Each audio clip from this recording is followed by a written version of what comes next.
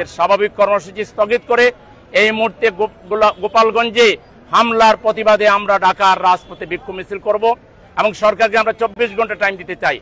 24 ঘন্টার ভিতরে হামলাকারীদের গ্রেফতার করে দৃষ্টান্তমূলক শাস্তি না দিলে গোটা বাংলাদেশ অচল করে দেওয়া হবে। এখন আমাদের সুশৃঙ্খল মিছিল শুরু হবে।